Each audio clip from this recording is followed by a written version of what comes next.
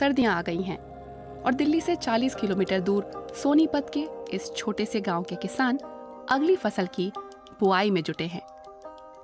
हर साल धान की फसल की कटाई के बाद हरियाणा और पंजाब जैसे उत्तरी राज्यों के किसान खेत में बची पराली को जला देते हैं। ये मान लो कि 8 से 10 घंटे तो निकालने में लग जाएंगे, ऊपर से खर्चा होगा और फिर टाइम की बचत नहीं रहती, टाइम ज़्यादा लगता है और फिर अगली फसल तैयार करने के लिए हमारे पास बहुत कम समय बचता है।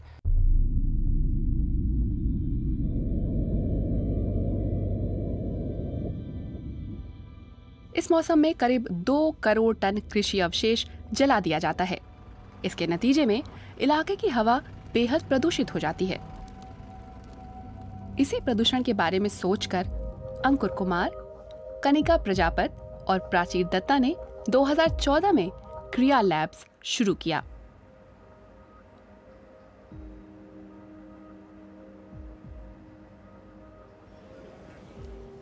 दिल्ली के इंडियन इंस्टीट्यूट ऑफ टेक्नोलॉजी में क्रिया लैब्स का विचार पनपा, जो हरियाणा और पंजाब के किसानों के साथ काम कर रहा है।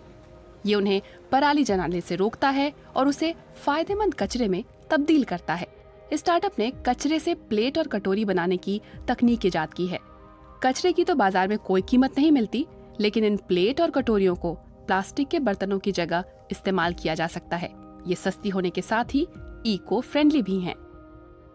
धान के पौधे के हिस्सों को खेतों से निकालने के बाद उन्हें छोटे छोटे टुकड़ों में काटा जाता है। इसके बाद ये पुआल मेन यूनिट में पहुंचता है, जहां इनकी धुलाई होगी। इसके साथ ही रेत और धूल बाहर निकल जाती है।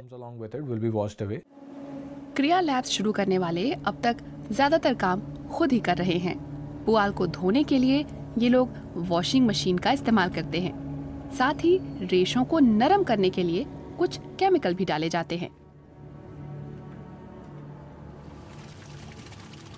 इसके बाद धान की पुआल को भाप पर पकाया जाता है ताकि उससे पेस्ट बन सके। इस पेस्ट को पल्प कहा जाता है, जिससे बाद में प्लेट और कटोरियां बनाई जाती हैं।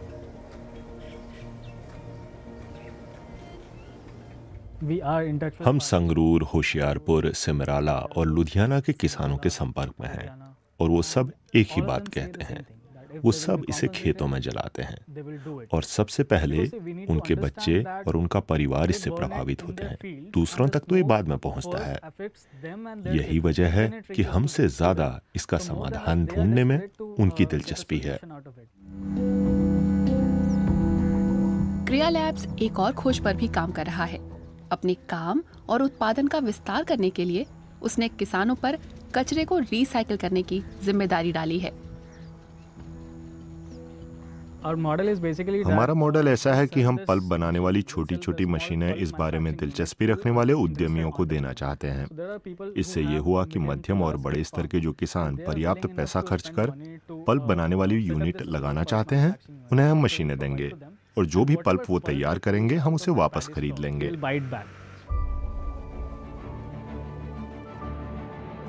क्रिया लैब्स की ये खोज भारत में वायु प्रदूषण का एक समाधान हो सकती है।